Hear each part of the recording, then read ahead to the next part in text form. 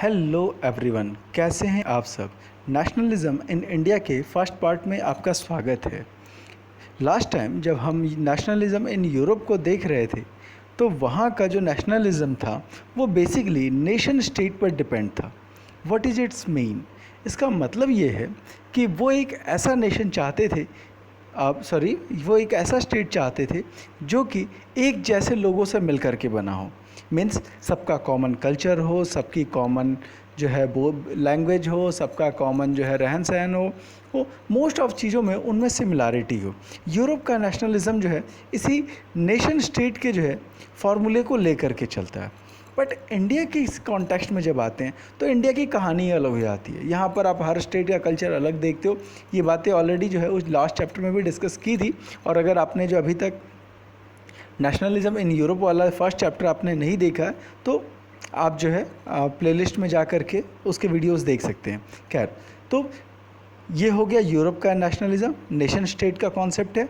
Specially वो ये focus कर रहे हैं कि जितनी भी सिमिलर आइडेंटिटी वाले लोग हैं, सिमिलर कल्चर वाले लोग हैं, सिमिलर लैंग्वेज वाले लोग हैं, उनकी एक अपनी कंट्री होनी चाहिए। ये यूरोप का नेशनलिज्म था। इंडिया में नेशनलिज्म अलग तरीके से डेवलप होता है। इवन कि सारे ने जो एशियन कंट्रीज़ हैं, एशियन, अफ्रीकन और फिर जो है साउथ अमेरिकन कॉन्टिनेंट्स हैं, वहाँ पर नेशनलिज्म ग्रो होने के पीछे जो है एंटी इम्पीरियलिस्टिक मूवमेंट जो का रोल बहुत ज़्यादा रहा है।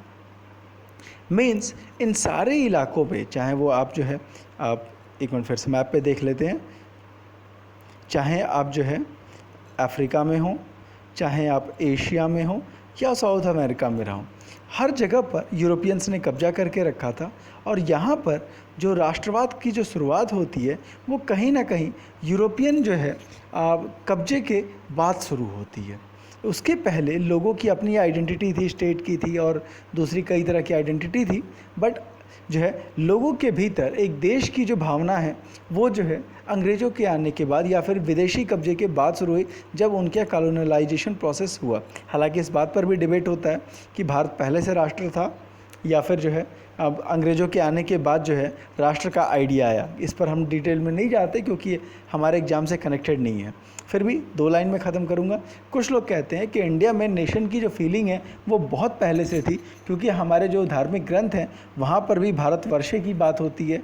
तो फिर उसकी जो बाउंड्री बताई जाती है कि हिमालय से लेकर के समंदर तक, जम्बू द्वीपे, भारत खंडे, ये सब जब शब्द आते हैं तो उसका मतलब जो है हिमालय से लेकर के समंदर तक की बाउंड्री के भीतर जो भी लैंड है, उन इंडियंस के मन में हमेशा से फीलिंग थी कि यह जो है एक देश है। खैर, अब वो हमारा इशू नहीं है। तो अब हम चैप्टर पे आते हैं और ये देखने की कोशिश करते हैं कि भारत में नेशनलिस्ट मूवमेंट डेवलप कैसे होता है।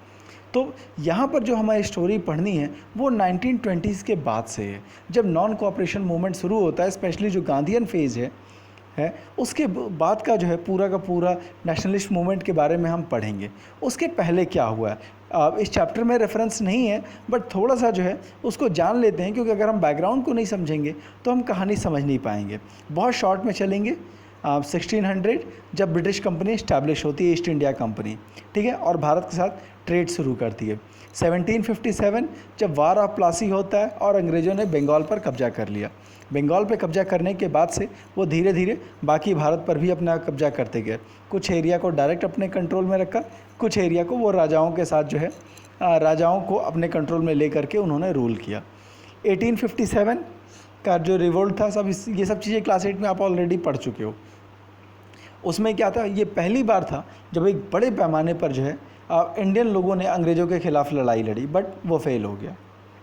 1885 एक बहुत इंपॉर्टेंट ईयर, ये वो टाइम था जब कांग्रेस पार्टी इस्टेब्लिश होती है। याद रखिए, इसका जो इस्टेब्लिशमेंट था वो एलन ऑक्टेवियन ह्यूम जो कि एक अंग्रेज़ थे, उन्होंने किया था। और उनकी कोशिश ये थी कि जो इंडियन एलीट क्लास है, जो इंडिया के जो बड़े बड़े लीडर्स हैं, उनको लेकर के एक ऐसी पार्टी बनाई जा सके जो कि इंडिया के व्यूज़ को बता सके।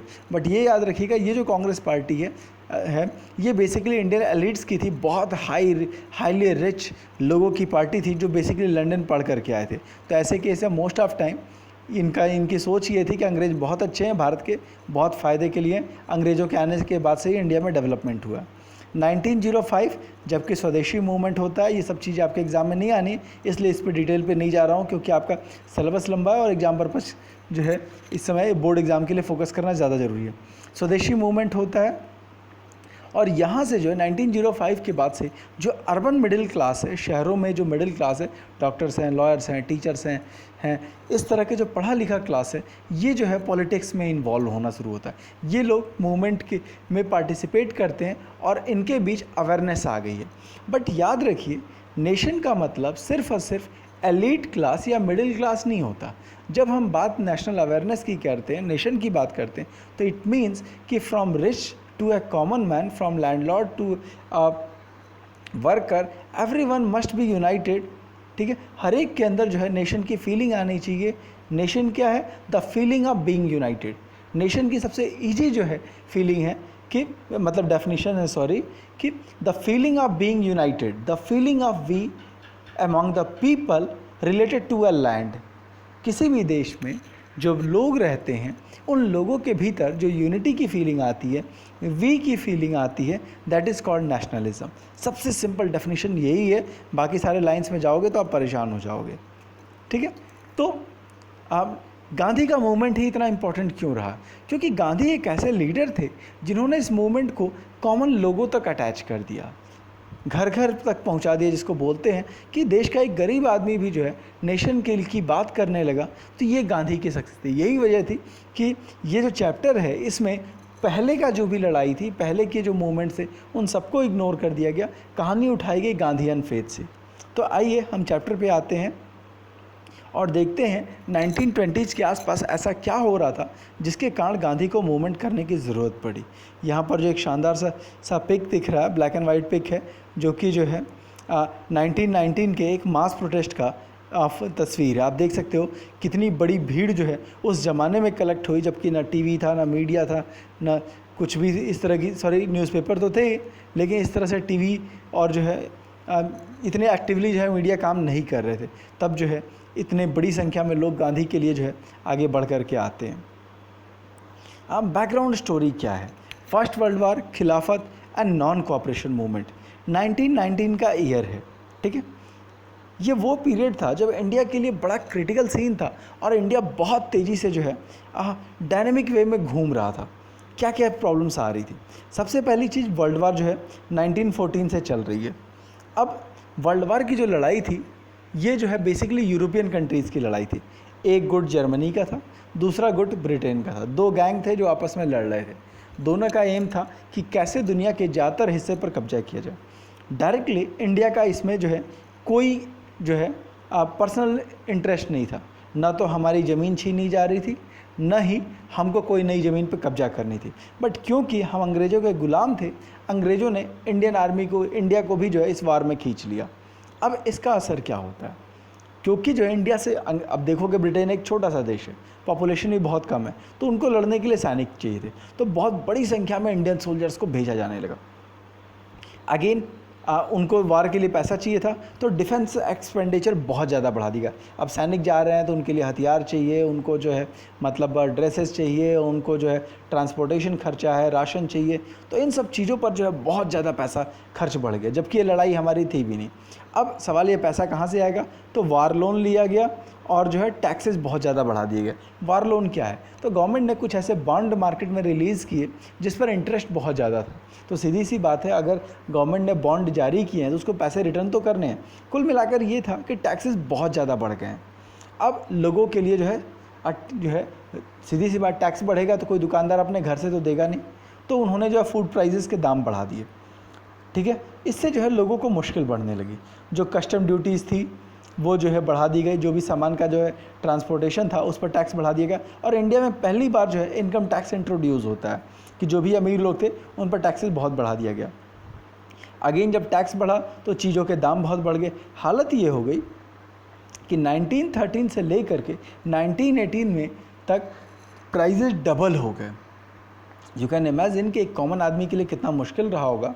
जिस आदमी की रोजी ही जो है मान लो 100 रुपये है, उस आदमी का जो अगर मान लो 80 रुपये जो है खाने पीने पे खर्चा होता है, उसको कहा जा रहा है कि अब 160 रुपये खर्च करो खाने पीने पे।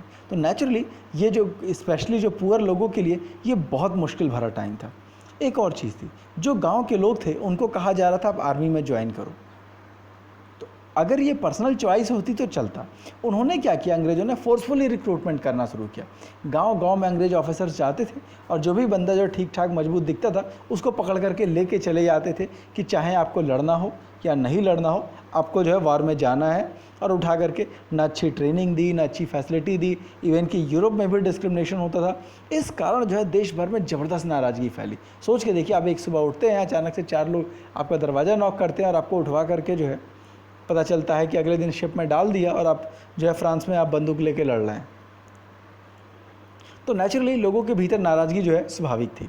एडिशनली कुछ और चीज़ें भी होती है। 1918 से लेकर के 21 तक कई बार फसल ख़राब होती है, बाढ़ आता है, सूखा पड़ता है। अब क्या होता है, मार्केट में जो है फूड की शॉर्टेज हो गई। ठीक है, सीधी सी बात है, बाढ़ में अगर अनाज डूब गया तो मार्केट में सप्लाई कहाँ से होगी। दूसरी चीज़, बहुत बड़ी मात्रा में अनाज जो है वो वार फील्ड में जा रहा था। तो इससे क्या हुआ कि जैसे ही जो है अनाज की शॉर्टेज हुई तो उसके कारण जो फूड प्राइसेस और ज़्यादा बढ़ते गए। रिज़ल्ट ये हुआ, अच्छा एडिशनली इन्फ्लुएंजा जो है एपिडेमिक फैलना शुरू हुआ। कुल मिलाकर के 1920 तक हालत इतनी बुरी हो गई कि 12 से 13 मिलियन लोग, यानी कि जो है 1 मिलियन 10 लाख, 1 करोड़ 20 लाख से लेकर के 1 करोड़ 30 लाख लोग जो है मारे जाते हैं। याद रखिए, ये वो टाइम था जब देश की आबादी जो है 25 से 30 करोड़ की है। अब 25-30 करोड़ की आबादी में लगभग 1.25 करोड़ लोगों की मौत हो जाना, आप समझ सकते हो कि कितना भयानक दौर गुजर रहा था। तो प्रॉब्लम्स क्या क्या थी? पहली चीज़, ज़बरदस्त वार में फोर्सफुली रिक्रूटमेंट हो रहा था। दूसरा, टैक्सेस बहुत ज़्यादा बढ़ा दिए गए, फूड प्राइसेस बहुत ज़्यादा जो है इंक्रीज़ हो गए थे, क्रॉप फसलें ख़राब हुई थी, बीमारियां बहुत ज़्यादा बढ़ी थी और लोगों की डेथ बहुत हुई थी।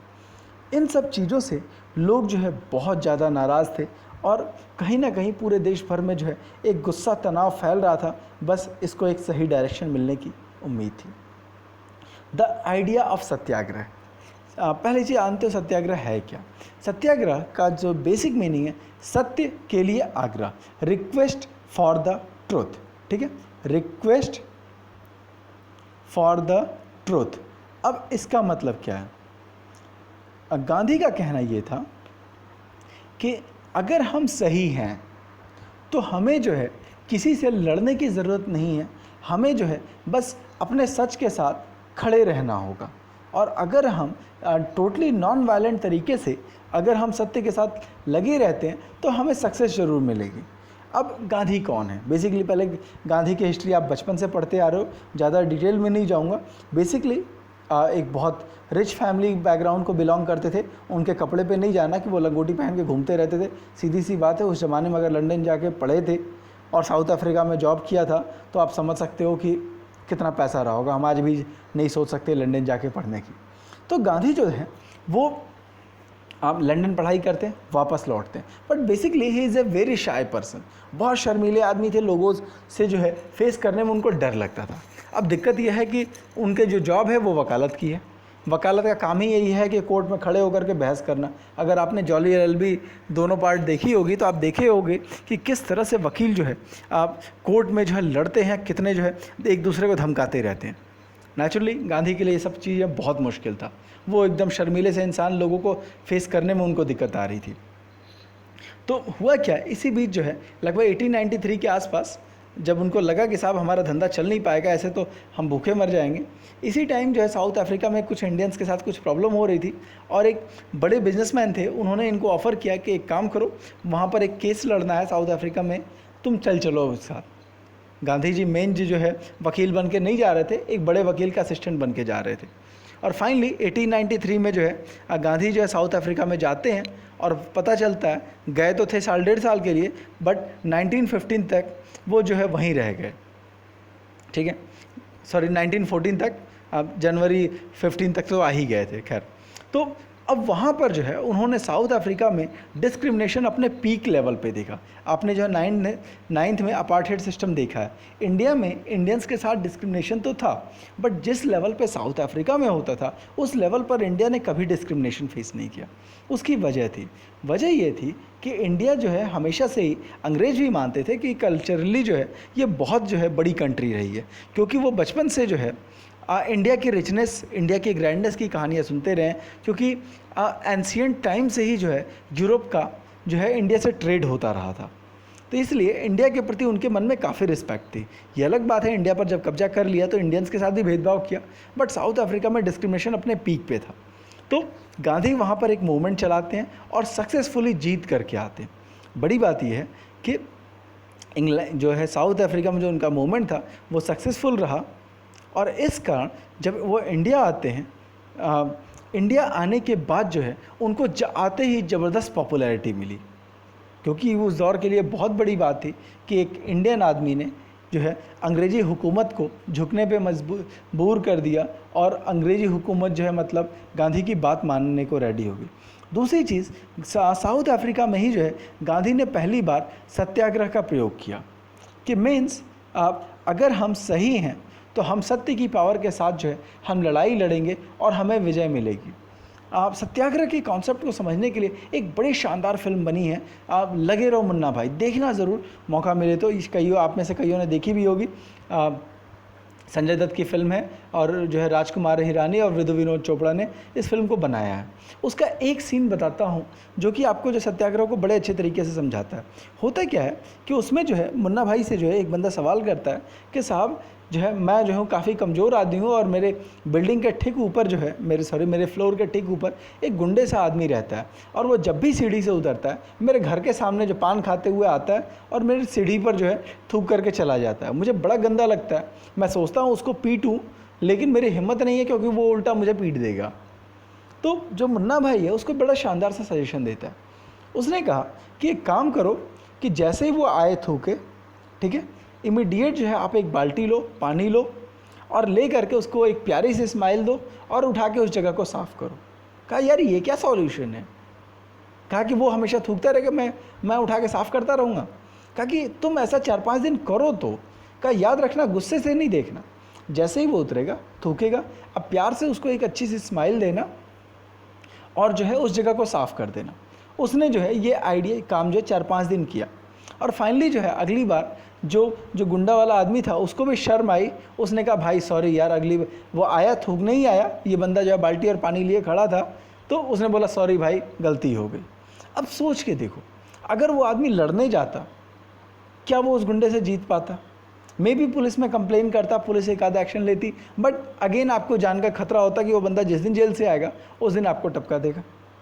तो ये सत्याग्रह का जो है गांधी का आइडिया था कि अगर हम सही हैं तो हमें सत्य के साथ खड़े रहना चाहिए, हमें जो है झूठ के साथ नहीं खड़े होना। अगर हम सही हैं, अगले से रिक्वेस्ट करनी है, अगले को बताना है कि आप गलती कर रहे हो, लेकिन किसी भी हाल में हमें सत्य को नहीं छोड़ना। और अगर हम सत्य के साथ खड़े हैं तो अंत में विजय हमारी ही होगी, और जो है हमें किसी भी तरह का जो है फिजिकल वायलेंस की ज़रूरत नहीं है। हमको जो है किसी तरह की लड़ाई झगड़ा नहीं करनी है, हमको सिर्फ अन्याय के खिलाफ खड़े होना है और सत्य के साथ रहना है। कहा कि हमको एग्रेसिव नहीं होना, हमको जो है मार पिटाई नहीं करनी, लेकिन अगर हम सत्य और अहिंसा के साथ हैं तो हमें विजय पक्का मिलेगी ही। कहा कि आदमी कितना भी बुरा हो, जो उनका आइडिया था, आदमी कितना भी बुरा हो उसके अंदर अच्छाई थोड़ी सी होती है, हमें सिर्फ जो है उसके उसी अच्छे मन की तलाश करनी है और उसको जो है जगाना है।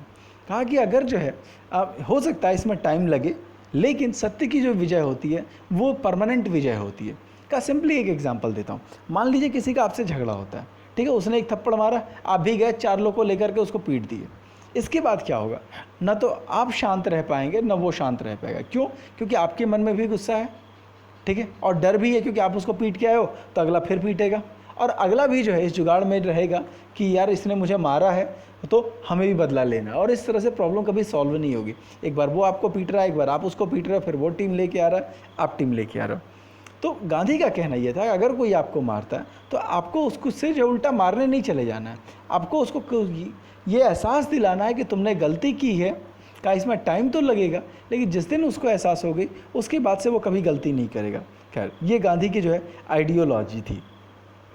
तो उन्होंने कहा कि हम 2 चीज़ों पे फोकस किया, सत्य और अहिंसा। किसी भी हाल में हमको वायलेंस नहीं करनी और सत्य के साथ बने रहना है। उन्होंने कहा कि ये जो है इंडिया के केस में ये जो नॉन वायलेंस का धर्म है, यही सबसे बेस्ट तरीका है, क्योंकि इसी के माध्यम से हम देश को आज़ाद करा सकते हैं। तो सत्याग्रह क्या है? सत्य के लिए आग्रह, रिक्वेस्ट फॉर द ट्रूथ। इसी के लिए जो इंग्लिश में जो टर्म आ रहा है पैसिव रेजिस्टेंस, निष्क्रिय प्रतिरोध। इसका मतलब क्या है? एक होता है रेजिस्टेंस करना, अगर से कोई एक्शन ले रहा है तो हम उसको रेजिस्ट करते हैं, उसको मना करते हैं। और एक होता है पैसिव, कि हम आपसे लड़ेंगे नहीं लेकिन आपकी बात भी नहीं मानेंगे। उन्होंने कहा कि यह जो है गरीब लोगों का हथियार बिल्कुल नहीं है, यह एक ऐसे लोगों का हथियार है जो कि बहुत स्ट्रांग है। कहा किसी ने आपको थप्पड़ मारा तो उसके बदले में उसको थप्पड़ मार देना बहुत आसान है, सीधी सी बात, आप जाओगे। लेकिन किसी ने आपको थप्पड़ मारा और आप स्ट्रांग हो फिर भी आप उसको थप्पड़ नहीं मार रहे हो, तो ये असली हिम्मत का काम है। सीधी सी बात है, आपके पास पावर है, आप पीट सकते हो, लेकिन आप नहीं पीट रहे हो। तो इसके लिए बहुत करेज चाहिए, बहुत हिम्मत चाहिए। इसलिए उन्होंने कहा सत्याग्रह जो है कायरों की चीज़ नहीं है, यह बहुत ही हिम्मत वालों की चीज़ है। और यह पैसिव रेजिस्टेंस भी नहीं है, यह निष्क्रिय प्रतिरोध नहीं है कि साहब हम उसको पीट नहीं पा रहे हैं इसलिए जो है हम क्या कहते हैं शांति से बैठे हैं। कई बार मजाक में हम कह भी देते हैं मजबूरी का नाम महात्मा गांधी है, कि साहब अंग्रेज़ों से लड़ नहीं पाए, नहीं साहब हम गांधीवादी हैं, हम आपको पीट नहीं सकते। नहीं, मजबूती का नाम महात्मा गांधी है कि हम आपसे लड़ सकते हैं लेकिन हम आपसे लड़ेंगे नहीं, क्योंकि आपने गलती की है, हम दूसरी गलती नहीं करेंगे। क्लास में भी झगड़ा होता है तो होता क्या, किसी ने आपको पीट दिया, अब आप पीट देते हो तो अगेन टीचर दोनों की पिटाई करता है, कहता नहीं तुमने क्यों मारा। सीधी सी बात है, आप पीट सकते हो लेकिन आप नहीं पीटे। तो ये होता है सत्याग्रह की असली लड़ाई। तो उसने कहा कि यह पैसिव रेजिस्टेंस नहीं है, यह जो है एक्टिव रेजिस्टेंस है। उसने कहा, गांधी ने कहा कि सत्याग्रह में कोई फिजिकल फोर्स नहीं होगी, या किसी भी हाल में अगले को हार्म करना नहीं है, अगले का नुकसान पहुंचाना नहीं है, या उसके बारे में सोचना तक नहीं है। सत्याग्रह के लिए आपको प्योर हार्ट चाहिए और जो है ये आपके अंदर से आनी चाहिए। जब ये इसके अंदर जो है आपके अंदर प्यार की लौ जलनी चाहिए, या नॉन वायलेंस इसका धर्म है। गांधी ने एक और बड़ी शानदार चीज़ कही जो आपको समझनी चाहिए। उन्होंने कहा कि इंडिया जो है भारत जो है ब्रिटेन से हथियारों के दम पे तो लड़ ही नहीं सकता, क्योंकि उस ज़माने में ब्रिटेन जो है दुनिया की सबसे पावरफुल कंट्री थी, जिसके पास बेपनाह वेपन्स थे और लगातार उनके लोगों इनके पास इतने वेपन थे कि वो हर किसी को जो है हथियार थमा सकते थे। दूसरी ओर इंडिया जो है उस दौर में दुनिया के सबसे गरीब कंट्रीज़ में से एक हो चुका था, आज नहीं है लेकिन हो चुका था। और हम ये पॉसिबल नहीं था कि हर किसी के हाथ में वेपन दे पाएँ। तो ऐसे केस में हमारे लिए नॉन वायलेंस ही बेस्ट तरीका था। सीधी सी बात है, अगले के पास वेपन है, हमारे पास उस लेवल के वेपन नहीं है, तो हम जो है तीर धनुष ईंटा पत्थर ले करके हम उनसे लड़ नहीं पाते, क्योंकि उनके पास तो टैंक भी हैं, उनके पास मशीन गन भी हैं और भी शानदार चीज़ें। तो उन्होंने कहा कि हम नॉन वायलेंस से लड़ाई लड़ेंगे। सीधी सी बात है, अगर हम खाली हाथ किसी से लड़ने जा रहे हैं तो अगले को भी तो गोली चलाने में शर्म आएगी, और अगर चला भी दिया तो लोग क्या कहेंगे, साहब देखो यार इतने कॉमन आदमी, एक बंदा जो है जो मतलब खाली हाथ बात करने आया था और आपने उस पर गोली चला दी, तो आपकी बदनामी होगी और आपको भी शर्म आएगी कि यार बंदा बात करने आया और हम उस पर गोली चला रहे हैं। तो ये गांधी की स्ट्रैटेजी थी। सोचो बंदा कितना दिमाग लगा के काम करता है, और यही वजह है कि आज पूरी दुनिया जो है गांधी को रिस्पेक्ट करती है। Next topic is Rowlatt act. Rowlatt act ये क्या है? अब 1919 में गांधी ने इस रॉलेट एक्ट का विरोध करने का डिसीजन लिया था। ये रॉलेट एक्ट क्या था? बेसिकली आपको अभी बताया था कि वर्ल्ड वार के आसपास देश भर में प्रॉब्लम चल रही थी, ठीक है। तो उस प्रॉब्लम को मैनेज करने के लिए अंग्रेज़ों ने क्या किया, एक कानून पास किया, रॉलेट एक्ट। रॉलेट क्या है? तो बेसिकली एक जज थे सर सिडनी रॉलेट, उन्होंने ये कानून बनाया था और उसी को इमीडिएट जो है इंपीरियल काउंसिल में, उस दौर में भी एक छोटी मोटी पार्लियामेंट थी जिसमें कुछ इंडियंस भी थे, नाम के लिए ही थे लेकिन थे, और उस काउंसिल में इस बिल को पास कर दिया। सारे इंडियंस ने मना किया कि साहब इस कानून को पास मत कीजिए, इस कानून में बहुत सारे ड्रॉबैक्स हैं, लेकिन इस कानून को इमीडिएट पास कर दिएगा। गड़बड़ी क्या थी इसमें? क्या था कि गवर्नमेंट के पास असीम पावर आ गई थी कि अगर जो है सरकार का कोई भी विरोध करता है तो सरकार उसको, किसी भी आदमी को अगर कोई सरकार का विरोध कर रहा है उसको 2 साल तक बिना ट्रायल के जेल में डाल सकती थी। मीन्स कि अगर हमको शक है कि आप कुछ गड़बड़ी करने वाले हो या आप गड़बड़ी कर रहे हो, तो बिना कोई कोर्ट में केस चलाए आपको 2 साल के लिए जेल में डाल देंगे, ठीक है। अब इसका जो है मिसयूज की सोचो कि अगर हमको लगता है कि आप जो है कुछ गड़बड़ी करने वाले हो, ठीक है, तो हमने कहा कि आप क्योंकि देशद्रोह करने वाले हो, मान लीजिए हमारी आपसे पर्सनल झगड़ा है, ठीक है, उस केस में भी हम आप पे आरोप लगा देंगे कि नहीं साहब ये देखिए ये देश में बम फोड़ने वाला है इसीलिए इसको जेल में डाल रहे हैं, और 2 साल तक आप जेल में रहेंगे और आपकी कोर्ट में कोई कंप्लेन तक नहीं होगी। इसीलिए इस कानून को कहा गया नो अपील, ठीक है, नो वकील, ठीक है, वकील मीन्स लॉयर, और नो दलील, दलील मीन्स लॉजिक, कि यह एक ऐसा कानून था जिसमें कोई अपील नहीं होगी, आप कोर्ट में जाके अपील नहीं कर सकते, आपकी ओर से कोई लॉयर केस नहीं लड़ेगा और आपकी कोई बात भी नहीं सुनेगा। तो ये वाकई खतरनाक सा कानून था जिसके तहत लोगों को फंसाया जा सकता था। किसी का पर्सनल झगड़ा हो तो ये कह दिया जाएगा साहब आप देशद्रोही एक्टिविटी में इन्वॉल्व हो तो आपको जो है हम जेल में डाल देंगे, ठीक है। और मज़े की बात ये आप तो कोर्ट में जा भी नहीं सकते क्योंकि इस रूल में था ही कि 2 साल तक जो है आपको जेल में रख सकते थे। इसी कारण ये डिसाइड किया गया कि हर जगह जो है इस कानून का विरोध किया जाएगा। 6 अप्रैल से जो है डिसाइड किया गया कि हम जो है एक नॉन वायलेंट जो है मूवमेंट स्टार्ट करेंगे और उसमें सिविल डिसोबीडियंस और जो है इस रूल का विरोध किया जाएगा। अब होता क्या है, देश भर में जो है कई जगह रैली ऑर्गेनाइज होनी शुरू होती है। वर्कर्स ने जो है रेलवे वर्कशॉप जो है हर जगह स्ट्राइक कर दी, दुकानें बंद रखी गई और धीरे धीरे जो है जो मूवमेंट है बहुत तेज़ी से बढ़ने लगा। अंग्रेज़ों को लगा यार ये तो बड़ी गलत बात है, इस तरह से तो ये हमारी सरकार का विरोध कर रहे हैं, ऐसा नहीं होना चाहिए। इमीडिएट जो है उन्होंने इस मूवमेंट को कंट्रोल करने की कोशिश की। जो भी लोकल लीडर थे उनको पकड़ करके जेल में डाल दिया गया और ख़ुद गांधी तक को जो है दिल्ली जाने से मना कर दिया गया। दिल्ली में वो एक मूवमेंट करने वाले थे, ठीक है। इसी टाइम अमृतसर में जो है 10 अप्रैल को एक भीड़ आती है। भीड़ क्या, वो एक पीसफुल प्रोटेस्ट हो रहा था, लोग सड़क पे रैली कर रहे थे। उसी टाइम उन पर फायरिंग कर दी गई, पुलिस ने फायरिंग कर दी। जब फायरिंग हो गई तो लोग भी भड़क गए और उन्होंने क्या किया, bank, post office, railway station, हर जगह लूटपाट मचा दी, आग लगा दी। अब सरकार बहुत नाराज़ हुई और जो है अमृतसर के जनरल डायर जो थे, जो वहाँ का कमिश्नर था, उसने वहाँ पे मार्शल लॉ जो है इम्प्लीमेंट कर दिया। मार्शल लॉ क्या है? मार्शल लॉ एक तरह का मिलिट्री लॉ होता है जिसके तहत अगर सड़क पे कोई भी निकलता है, कोई भी जो है अगर सड़क पर कोई भी मतलब अनएक्सपेक्टेड एक्टिविटी होती है तो फ़ौज को खुली छूट मिल दी जाती है कि आप अगले को गोली मार दो। तो प्रॉब्लम क्या हुई थी, सड़क पर एक रैली चल रही थी, पुलिस वालों ने उन पर फायरिंग की और लोग भड़क करके तोड़फोड़ मचा दिए। सीधी सी बात है, उनके दोस्तों भाइयों की जब मौत होगी तो लोगों के बीच गुस्सा होगा ही। मार्शल लॉ लग चुका है। डेट क्या है? 10 अप्रैल। ठीक 3 दिन बाद जो है बैसाखी का फेस्टिवल होता है। बैसाखी सिखों का बहुत बड़ा त्यौहार है और हिंदू मुस्लिम भी जो है उस दौर में आज भी जो है बड़ी मात्रा में शरीक होते हैं। इसी टाइम जो है अब अमृतसर का एक बहुत फेमस सा जो है इलाका है जालियांवाला बाग, वहाँ पर लोग जो है बैसाखी फेस्टिवल मनाने के लिए कलेक्ट होते हैं। उसी टाइम एक कांग्रेस का ही कोई लीडर था, लोकल लीडर था, उसने जो है सरकार के खिलाफ जो है बोलना शुरू किया। अब लोकल लोगों की तो आदत होती है कि कहीं कुछ भी भाषण हो रहा है मुँह उठाए पहुँच जाते हैं कि साहब क्या तमाशा हो रहा है देखने के लिए।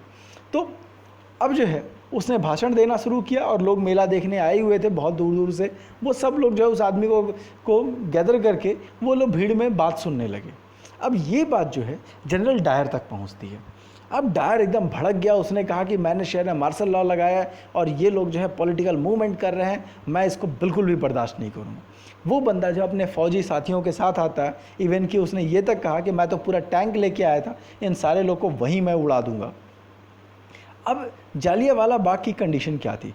वो 3 साइड से बहुत ऊंचे ऊंचे दीवारों से घिरा हुआ था, सिर्फ एंट्रेंस का एक ही रास्ता था और उस एंट्रेंस पर भी जो है वो किया क्या, अपने सैनिकों के साथ आता है और यहाँ पर जो है उनको जो है मेन गेट पर ही जो है सबको जो है खड़ा कर देता है और बिना कोई वार्निंग दिए ओपन फायर का ऑर्डर दिया। अब क्या है, लोग भागने की कोशिश करते हैं बट चारों ओर दीवार थी, दीवार पर वो चढ़ नहीं सकते थे और फाइनली जो है सारे मोस्ट ऑफ जो है कई गोलियों का शिकार हुए, कई भगदड़ का शिकार हुए और बहुत सारे लोगों की मौत हो जाती है। बाद में जब जांच कमीशन बैठती है तो जांच कमीशन में भी जो है गर्व से डायर ने कहा कि साहब जो मैंने किया बहुत अच्छा किया, ब्रिटिश साम्राज्य को सुरक्षित रखना मेरा कर्तव्य था और इसका अगर कोई जो है साम्राज्य के खिलाफ कुछ भी करेगा तो मैं उनको ऐसे ही नुकसान पहुंचाऊंगा। नो डाउट जनरल डायर को जो है नौकरी से निकाल दिया गया, लेकिन ये कहा गया कि जनरल डायर ने जो है देशभक्ति का काम किया है और हालांकि उसने पावर ज़्यादा यूज़ किया है, इतना नहीं करना चाहिए था, लेकिन उसने काम जो है सही किया था। ठीक है, इस बात से लोगों की नाराज़गी और बढ़ जाती है। इवन कि जब वो लंदन पहुंचता है तो उसका बहुत ग्रैंड वेलकम होता है, खूब सारा जो है उसको गिफ्ट दिया जाता है। तो इन सब चीज़ों से जो है लोगों के बीच में नाराज़गी और बढ़ जाती है। हर जगह जो है बाकी पूरे भारत में जो है स्ट्राइक्स, क्लैशेस, पुलिस और कॉमन लोगों के खिलाफ जो है लड़ाई फिर सड़क पे आ जाती है। गवर्नमेंट का बहिष्कार होना शुरू होता है, हर कोई विरोध करना शुरू हो जाता है। अब सरकार और नाराज़ होती है, तो उन्होंने जो है हर शहर में जो है ज़बरदस्त तरीके से लाठीचार्ज, लोगों की इंसल्ट करना, सब कुछ शुरू कर दिया। जो भी सत्याग्रही थे उनको जबरन जो है कहा अपनी नाक को ज़मीन पे रगड़ो, घुटनों के बल पे सड़कों पे दौड़ाया जाता था। आपको सड़क पर खड़ा कर दिया गया और कहा गया जितने अंग्रेज आएंगे सबको सैल्यूट करो। इवन की जो है गांव में आग लगा दी गई और कई जो है पंजाब के गाँव में तो बॉम्ब ब्लास्टिंग तक की गई। इस हद तक जो है हालात ख़राब हो गए। तो आप देख सकते हो किस हद तक जो है वायलेंस जो है सरकार की ओर से भी हो रहा है और लोगों की ओर से भी हो रहा है, और देश भर में नाराज़गी तो थी। खैर उस समय गांधी ने इस मूवमेंट को तो रोक दिया, बट गांधी इस प्लानिंग में लग गए कि साहब हमको कुछ बड़ा मूवमेंट करना है, ठीक है। इसी बीच कुछ और सीन भी होते हैं। फर्स्ट वर्ल्ड वार में जो है एक और सीन था कि जो आपको बताया था 2 गुट थे। एक गुट जो था यूके का था और एक दूसरा जो गैंग था वो था जर्मनी का, ठीक है। तो जर्मनी के साथ एक कंट्री जो लड़ रही थी दैट इज़ टर्की, ठीक है। जो एक कंट्री जो थी ऑटोमन टर्की, ठीक है। जो टर्की का जो सुल्तान था, ठीक है, वो खलीफा कहलाता था और वो इस्लामिक वर्ल्ड का हेड होता था। दुनिया भर में जितने भी मुस्लिम हैं उनका स्पिरिचुअल गुरु जो है वो टर्की का किंग होता था, ठीक है। टर्की का जो किंग था, अब ये टर्की को थोड़ा सा मैप पे देख लेते हैं कि टर्की कहाँ पे है। तो आप देखोगे ये जो एशिया और यूरोप का जो जॉइंट वाला हिस्सा है, ये जो रेड कलर से दिख रहा है, यही जो है टर्की है, ठीक है। तो जो टर्की का हेड है वो जो है मुसलमानों का रिलीजियस गुरु था। और टर्की किसकी ओर से लड़ रहा है? जर्मनी की ओर से। टर्की हार जाता है। अच्छा, इंडिया से जब फौजें जा रही थी तो अंग्रेज़ों ने मुस्लिम लीडर्स को प्रॉमिस किया था कि देखिए साहब आप हमारे साथ लड़िए लेकिन हम टर्की को नुकसान नहीं पहुंचाएंगे। कहा कि टर्की हमारे खिलाफ लड़ रहा है तो टर्की को हराना ज़रूरी है, लेकिन हम जो है खलीफा को कोई नुकसान नहीं पहुंचाएंगे। लेकिन जैसे ही ये जीतते हैं, जीतने के बाद इमीडिएट जो है अंग्रेज़ों ने क्या किया, उनके हाथ से बहुत सारे लैंड छीने, उनके जो है काफ़ी सारे पावर्स और चीज़ों पर जो है कटिंग करनी शुरू की। इस बात से जो मुस्लिम लोग हैं वो बहुत नाराज़ होते हैं, ठीक है। उनको लगने लगा कि जो खलीफा की जो पावर है, जो कि उनके स्पिरिचुअल गुरु हैं, जैसे क्रिश्चियंस के लिए पोप होते हैं वैसे इनके लिए खलीफा होते हैं, तो उनको ये बहुत बुरा लग रहा था कि हमारे खलीफा के ख़िलाफ़ जो है अंग्रेज़ लोग काम कर रहे हैं। तो इमीडिएट जो है वो गांधी से मिलते हैं और गांधी ये कहते हैं कि साहब एक खिलाफत कमेटी बनाइए और हम लोग मिल करके एक खिलाफत मूवमेंट स्टार्ट करेंगे। उन्होंने जो है मुस्लिमों के 2 बड़े लीडर थे, मौलाना शौकत अली और जो है मोहम्मद अली, ये 2 भाई थे। ये गांधी से मिलते हैं और उन्होंने ये कहा कि साहब हमको क्या करना चाहिए। तो गांधी ने ही सजेस्ट किया था कि आप अंग्रेज़ों के ख़िलाफ़ एक खिलाफत जो है मूवमेंट स्टार्ट कीजिए। और गांधी को लगा कि साहब बाकी देश भी नाराज़ है ही, तो हम जो है एक बढ़िया मौका है कि जब हम हिंदू मुस्लिम को एक साथ ले करके एक नेशन वाइड मूवमेंट चला सकते हैं। और इस बात को लेकर के उन्होंने कांग्रेस में प्रपोज़ल रखा। स्टार्टिंग दौर में लोग इसके लिए एग्री नहीं थे और इसी कारण लगभग 6 महीने लग गए। सितंबर 20 में होता है और फाइनली जो है काफ़ी लंबी 6 महीने तक मीटिंग चलती है और फाइनली जो है एक प्रपोज़ल आता है और ये कहा जाता है कि हम लोग देश में नॉन कोऑपरेशन मूवमेंट स्टार्ट करेंगे, ठीक है। अच्छा, इसमें एक मज़ेदार चीज़ है, जिन्ना जो कि मुसलमानों के एक बहुत बड़े लीडर थे, उस समय कांग्रेस पार्टी में ही थे और पाकिस्तान के फाउंडर कहे जाते हैं। जिन्ना ने साफ साफ कहा था कि साहब इस तरह का कोई मूवमेंट नहीं करना चाहिए। कहा कि खलीफा जो है वो एक विदेशी है और वो एक पुराने सिस्टम को फॉलो करता है। कहा कि हमको खिलाफत के फेवर में बिल्कुल भी मूवमेंट नहीं करना चाहिए। और याद रखिए यही बंदा आगे चल करके पाकिस्तान का फाउंडर बनता है। गांधी कह रहे हैं कि हमको खिलाफत मूवमेंट को सपोर्ट करना है और जिन्ना कह रहे हैं कि हमको खिलाफत मूवमेंट को सपोर्ट नहीं करना है। खैर बाकी कहानी कैसे आगे बढ़ती है उस पर हम बाद में आएंगे। फ़िलहाल के लिए ये वीडियो को यहीं स्टॉप करते हैं। अब तक हमने ये जाना है कि वर्ल्ड वार के कारण क्या प्रॉब्लम्स आई, रॉलेट एक्ट कैसे हुआ, रॉलेट एक्ट के प्रोविज़न क्या थे, क्या प्रॉब्लम्स आई, खिलाफत इश्यूज़ क्यों हुए, और फाइनली जो है नॉन कोऑपरेशन का बैकग्राउंड बन चुका है। बाकी नॉन कोऑपरेशन मूवमेंट के तहत क्या होता है ये हम नेक्स्ट वीडियो में देखेंगे। तब तक के लिए धन्यवाद। आपका दिन शुभ हो। कोई प्रॉब्लम रहेगी, कोई कन्फ्यूज़न होगा तो कमेंट बॉक्स में ज़रूर मेंशन कीजिएगा। धन्यवाद।